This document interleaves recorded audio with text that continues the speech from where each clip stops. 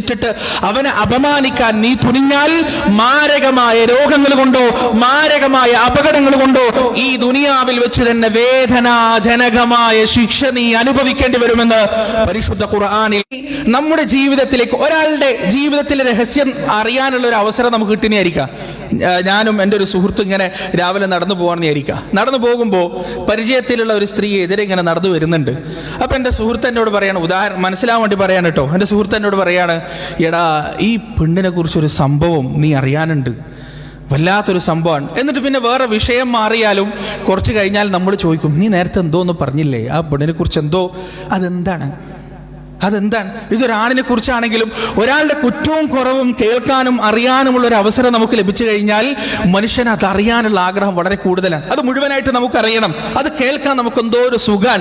ഇനി അറിഞ്ഞു കഴിഞ്ഞാലും അതിൻ്റെ ഉള്ളിലേക്ക് ഇങ്ങനെ ചുഴിഞ്ഞ് അതുണ്ടായിരിക്കും, അങ്ങനെ ഇതുണ്ട് ഇങ്ങനെ അന്വേഷിച്ച് ആ തെറ്റ് മുഴുവൻ ഡീറ്റെയിൽ ആയിട്ട് അറിഞ്ഞിട്ടേ നമ്മുടെ ഹൃദയം സമാധാനമേ ഉള്ളൂ. എന്നാൽ റസൂലുള്ളാഹി സ്വല്ലല്ലാഹു അലൈഹി വസല്ലമയുടെ രീതി എന്തായിരുന്നു? അനസ് റളിയല്ലാഹു അൻഹു റിപ്പോർട്ട് ചെയ്യുന്ന ഒരു ഹദീസിൽ നമുക്ക് കാണാം, കുന്തു ഇൻദ നബി സ്വല്ലല്ലാഹു അലൈഹി വസല്ലം, ഞാൻ റസൂലുള്ളാഹി സ്വല്ലല്ലാഹു അലൈഹി വസല്ലമയുടെ കൂടെ പള്ളിയിൽ ഇരിക്കുകയായിരുന്നു.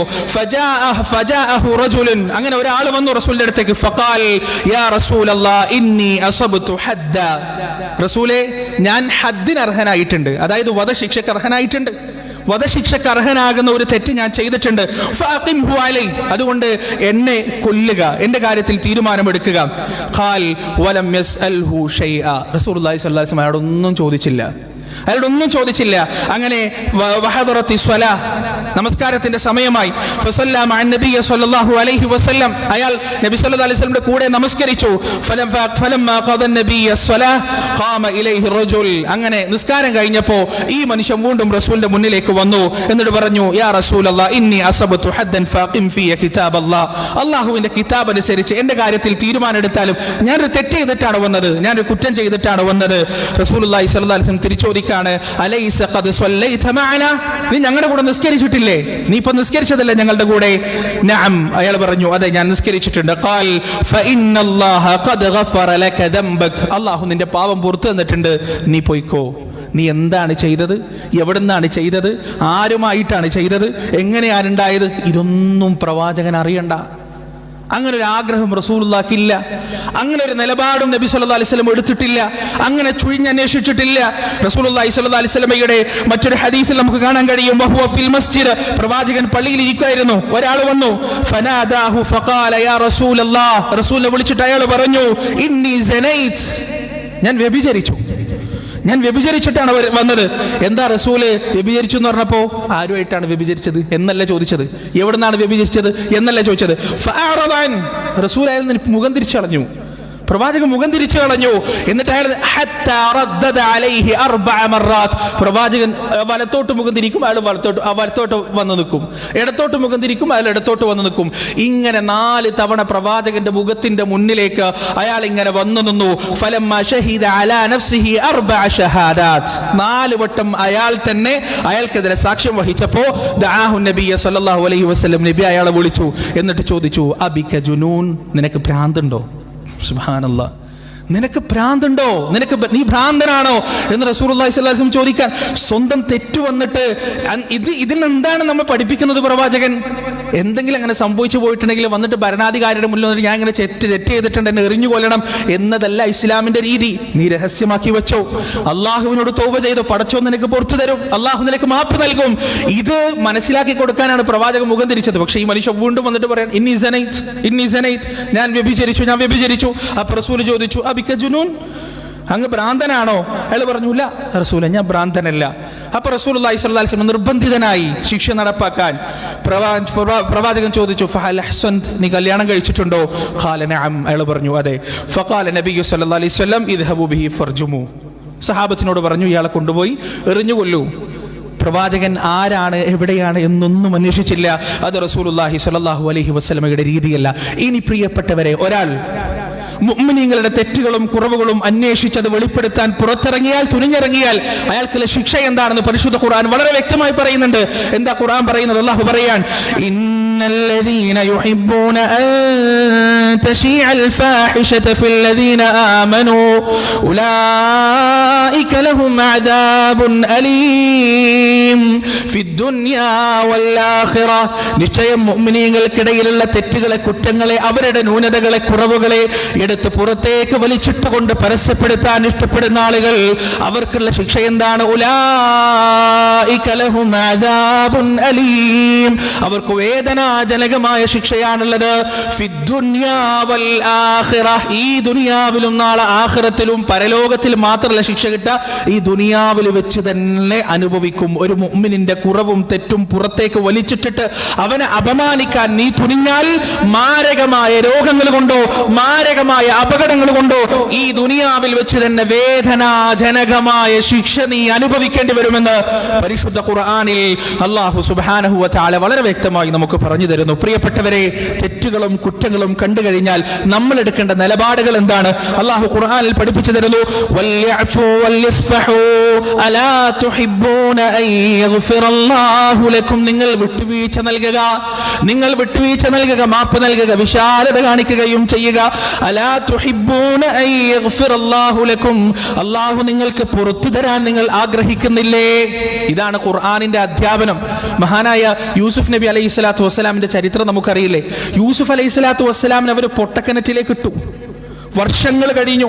അദ്ദേഹത്തിന്റെ ജീവിതത്തിൽ ഒരുപാട് പ്രയാസങ്ങളും പരീക്ഷണങ്ങളും കടന്നു. അവസാനം ജയിൽ മോചിതനായി യൂസുഫ് അലൈഹി സ്വലാത്തു വസ്സലാം ആ രാജ്യത്തിന്റെ ഭരണം ഏറ്റെടുത്തുകൊണ്ട് ആ രാജ്യത്തിന്റെ ധനകാര്യമന്ത്രിയായി മാറിയപ്പോ ആ ചുറ്റുപാടുമുള്ള രാജ്യത്തു നിന്നുള്ള ആളുകളെല്ലാം അവിടെ ധാന്യങ്ങൾ ദാനമായി സ്വീകരിക്കാൻ വന്നു. ആ കൂട്ടത്തിൽ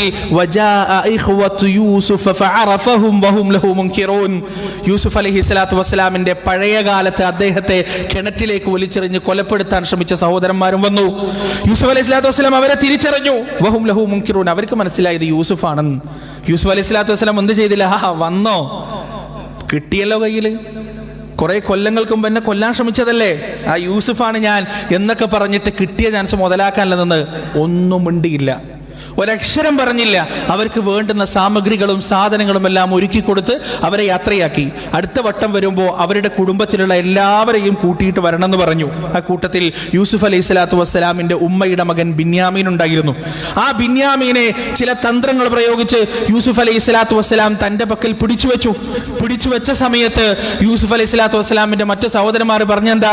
ഖാലു ഇയസ്രിഖ് ഫഖദ് സറഖ അഖുൽ ലഹു മിൻ ഖബൽ, ഓൻ കട്ടിട്ടുണ്ടെങ്കിൽ ഓന്റെ സഹോദരൻ യൂസുഫും ഇതിന്റെ മുന്നേ കട്ടിട്ടുണ്ട്. ആ ചരിത്രം നിങ്ങൾക്ക് അറിയണ്ടാവും. ആ ചരിത്രം മുഴുവനും വായിച്ചാലേ ഞാൻ പറയുന്ന കാര്യങ്ങൾക്ക് മനസ്സിലാവുള്ളൂ.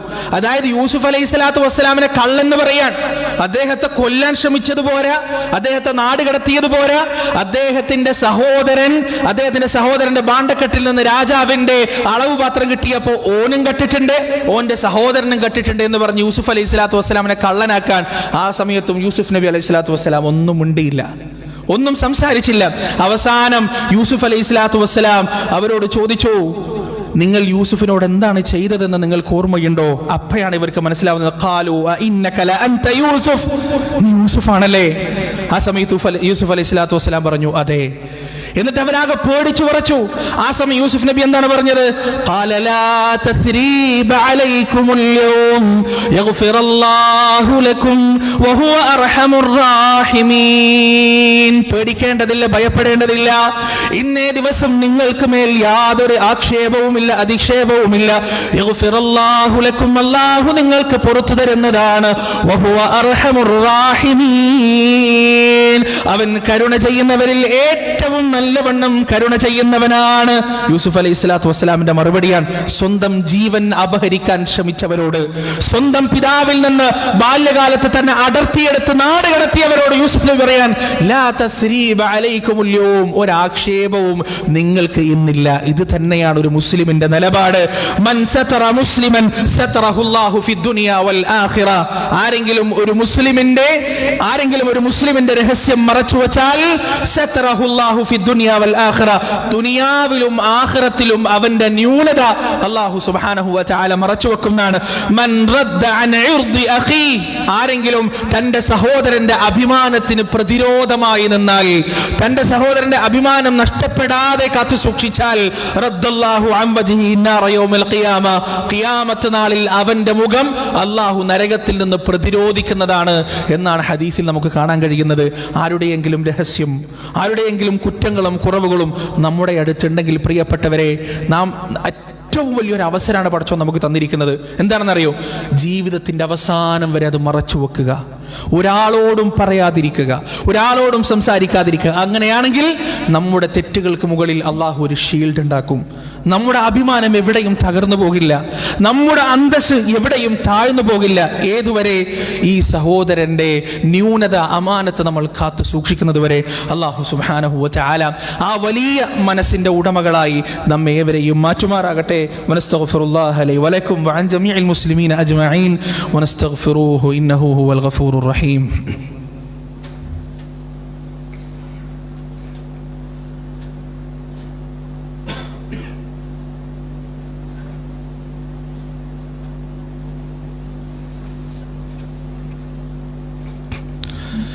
അൽഹംദുലില്ലാഹ് അസ്സലാത്തു വസ്സലാമു അലാ റസൂലില്ലാഹ് വഅലാ ആലിഹി വഅസ്ഹാബിഹി അജ്മഈൻ. അമ്മാ ബഅദ്. യാ അയ്യുഹല്ലദീന ആമനു തഖുല്ലാഹ ഹഖ്ക തുഖാതിഹി വലാ തമൂതുന്ന ഇല്ലാ വഅൻതും മുസ്ലിമൂൻ. ഒരിക്കൽ കൂടി അല്ലാഹുവിനെ സൂക്ഷിച്ച് ജീവിക്കണമെന്ന് സ്വന്തത്തോടും നിങ്ങളോടും വസിയത്ത് ചെയ്യുകയാണ്. പ്രിയപ്പെട്ടവരെ, തെറ്റ് മറ്റുള്ളവരോട് പറയാൻ പാടില്ല എന്ന് പറഞ്ഞാൽ, ഒരാളുടെ കുറവുകൾ മാന്താൻ പാടില്ലെന്ന് പറഞ്ഞാൽ, തെറ്റുകൾ കണ്ടാൽ പ്രതികരിക്കാൻ പാടില്ല എന്നല്ല. തീർച്ചയായും പ്രതികരിക്കണം. മൻ റആ മിൻകും മുൻകറൻ ഫല്യുഗയ്യിർ ബിയദിഹി ഫഇൻ ലം യസ്തതിഉ ബിലിസാനിഹി വഇൻ ലം യസ്തതിഉ ബിഖൽബിഹി വദാലിക അദ്അഫുൽ ഈമാൻ. നിങ്ങളിൽ ആരെങ്കിലും ഒരു തെറ്റ് കണ്ടു കഴിഞ്ഞാൽ, കുറ്റം കണ്ടു കഴിഞ്ഞാൽ, അവൻ കൈകൊണ്ട് അതിനെ തടയട്ടെ. അതിനും പറ്റുന്നില്ലെങ്കിൽ നാവ് കൊണ്ട് അവനെ തടയട്ടെ. അതിനും പറ്റുന്നില്ലെങ്കിൽ ഹൃദയം കൊണ്ടെങ്കിലും അതിനെ വെറുത്തു കൊള്ളട്ടെ എന്നാണ് റസൂലുള്ളാഹി സ്വല്ലല്ലാഹി അലൈഹി വസല്ലം പറഞ്ഞത്. ഇത് തെറ്റ് കണ്ടു കഴിഞ്ഞാലാണ്. ഒരാൾക്ക് എന്തെങ്കിലും പ്രശ്നമുണ്ടെന്ന് ഇവിടെ നിന്ന് കേട്ട് കഴിഞ്ഞാൽ, പ്രശ്നമുണ്ടോ നോക്കി അയാളുടെ റൂമിലും അയാൾ പോകുന്ന സ്ഥലത്തും സ്പൈ ക്യാമറ വെക്കാൻ ഇവിടെ പഠിപ്പിച്ചിട്ടില്ല. ഒരാൾ ദാഹിറായിട്ട് എന്താണോ നമ്മൾ, അതാണ് അയാളുടെ ജീവിതം. ഒരാൾ പറയാൻ, എനിക്ക് ആ പഴയ തെറ്റൊന്നുമില്ല, ഞാൻ പശ്ചാത്തപിച്ചിട്ടുണ്ട്, ഖലാസ്, അവിടെ കഴിഞ്ഞു. ഇനി ഓനാ തെറ്റ് ചെയ്യുന്നുണ്ടോ, ഓനിക്ക് ഇപ്പോഴും ആ സ്വഭാവമുണ്ടോ എന്ന് ചുഴിഞ്ഞന്വേഷിക്കൽ പ്രിയപ്പെട്ടവർ ഒരു മുസ്ലിമിന് യോജിച്ചതെല്ലാം. അങ്ങനെ ചുഴിഞ്ഞന്വേഷിക്കാനും പാടില്ല. ഇനി ഒരാളുടെ തെറ്റ് നമ്മൾ കണ്ടു കഴിഞ്ഞാൽ എങ്ങനെയാണ് തിരുത്തേണ്ടത്? മഹാനായ ഇമാം ഷാഫി റഹിമഹുല്ല പറയുന്നു, ഒരാളെ നീ രഹസ്യമായി ഉപദേശിച്ചാൽ നീ അയാളെ അലങ്കരിക്കുകയാണ്, ഒരാളെ നീ പരസ്യമായി ഉപദേശിച്ചാൽ നീ അയാളെ നശിപ്പിക്കുകയാണ് എന്നാണ് ഇമാം ഷാഫി റഹിമഹുല്ല പറഞ്ഞത്. അതുകൊണ്ട് ഒരാളുടെ തെറ്റ് നമ്മൾ കണ്ടു കഴിഞ്ഞാൽ വളരെ രഹസ്യമായി, ആളുകൾ അറിയാതെ അയാളോട് നമുക്ക് പറഞ്ഞു കൊടുക്കാം. അത് ഗുണകാംക്ഷയാണ്. അല്ലാതെ ആളുകളുടെ മുന്നിൽ വെച്ചിട്ട് 4 ഡയലോഗ് അടിച്ച് അയാളെ 4 കുറ്റം പറഞ്ഞ് ഞാൻ വലിയ തെറ്റ് തിരുത്തുന്നവനായി, നീ വലിയ തെറ്റുകാരനും, ഞാൻ വലിയ തെറ്റിനെതിരെ പ്രതിരോധിക്കുന്നവനും പ്രതികരിക്കുന്നവനും ആ ഒരു സ്വഭാവം മുസ്ലിമിന് പാടുള്ളതല്ല. അതുകൊണ്ട് പ്രിയപ്പെട്ടവരെ, തെറ്റ് തിരുത്തണം, തെറ്റ് തടയണം, തെറ്റിനെതിരെ സംസാരിക്കണം, തെറ്റിനെ ഹൃദയം കൊണ്ട് വെറുക്കണം. പക്ഷെ തെറ്റുകാരെ ഹൃദയം കൊണ്ട് വെറുക്കരുത്. പാപികളെ ഹൃദയം കൊണ്ട്, പാപത്തെ മാത്രമേ ഹൃദയം കൊണ്ട് വെറുക്കാൻ പാടുള്ളൂ, പാപികളെ ഹൃദയം കൊണ്ട് വെറുക്കരുത്. ഒരാൾ കള്ളു കുടിക്കുന്നത് കണ്ടാൽ ആ ചെയ്തിയെ നമുക്ക് വെറുക്കാം, പക്ഷെ ആ കള്ളുകൂടിയനെ വെറുക്കാൻ ഇസ്ലാമിൽ യാതൊരു തെളിവുമില്ല. ഒരാൾ വ്യഭിചരിക്കുന്നത് നമ്മുടെ ശ്രദ്ധയിൽപ്പെട്ടാൽ വ്യഭിചാരത്തെ നമുക്ക് എതിർക്കാം, പക്ഷെ ആ വ്യഭിചാരിയെ വെറുക്കാൻ പാടില്ല. അയാളെ പാടെ ജീവിതത്തിൽ ഒഴിവാക്കാൻ പാടില്ല. അയാൾ എന്താണ് ഉണ്ടാവേണ്ടത്? നസീഹത്താണ് ഉണ്ടാവേണ്ടത്, ഗുണകാംക്ഷയാണ് ഉണ്ടാവേണ്ടത്. അയാൾക്ക് പറഞ്ഞു മനസ്സിലാക്കി കൊടുക്കുകയാണ് വേണ്ടത്. ആ നസീഹത്തിലൂടെ തന്നെയാണ് ലോകത്ത് കടന്നു വന്ന എല്ലാ പ്രവാചകന്മാരും ജീവിച്ചിട്ടുള്ളതും. അതുകൊണ്ട് പ്രിയപ്പെട്ടവരെ, ഈ ഒരു വിഷയം നിങ്ങളുടെ ജീവിതത്തിൽ വളരെ കൃത്യമായി സൂക്ഷിക്കുക. അള്ളാഹു നമുക്കതിന് തൗഫീഖ് നൽകുമാറാകട്ടെ. സൽക്കർമ്മങ്ങളിലൂടെ അവൻ്റെ തൃപ്തി നേടിയെടുക്കുന്ന നല്ല മനുഷ്യരുടെ കൂട്ടത്തിൽ അള്ളാഹു സുബ്ഹാനഹു വ തആല നമ്മേവരെയും ഉൾപ്പെടുത്തുമാറാകട്ടെ. നാഥ, ഞങ്ങളുടെ ജീവിതത്തിൻ്റെ രഹസ്യവും പരസ്യവും ഒരുപോലെ സംശുദ്ധമാക്കണേ റബ്ബേ. ജീവിതത്തിൻ്റെ എല്ലാ മേഖലകളിലും നിന്റെ നിരോധനത്തെയും നിന്റെ ആജ്ഞകളെയും കാത്തു സൂക്ഷിക്കാൻ ഞങ്ങൾക്ക് നീ തൗഫീഖ് നൽകണേ അല്ലാ. അവസാനം മരിച്ച് നിന്നിലേക്ക് മടങ്ങി വരുമ്പോൾ ലാ ഇലാഹ ഇല്ലല്ലാഹ് എന്ന വഹ്ദാനിയത്തിൻ്റെ കലിമത്ത് ഹൃദയം കൊണ്ടും നാവ് കൊണ്ടും ചൊല്ലാൻ ഞങ്ങൾക്ക് നീ തൗഫീഖ് നൽകണേ അല്ലാ. അല്ലാഹുമ്മ ഗ്ഫിർ ലിൽ മുഅ്മിനീന വൽ മുഅ്മിനാത്ത് വൽ മുസ്ലിമീന വൽ മുസ്ലിമാത്ത് അൽ അഹ്യാഇ മിൻഹും വൽ അംവാത് ഇന്നക മുജീബു ദഅവാതി യാ ഖാദിയൽ ഹാജാത്ത്. റബ്ബനാ ളലംനാ അൻഫുസനാ വഇൻ ലം തഗ്ഫിർ ലനാ വതർഹംനാ ലനകൂന لنكونن من الخاسرين. ربنا آتنا في الدنيا حسنة وفي الآخرة حسنة وقنا عذاب النار. ربنا تقبل منا إنك أنت السميع العليم وتب علينا إنك أنت التواب الرحيم. وصلى الله على نبينا محمد وعلى آله وأصحابه ومن تبعهم بإحسان إلى يوم الدين.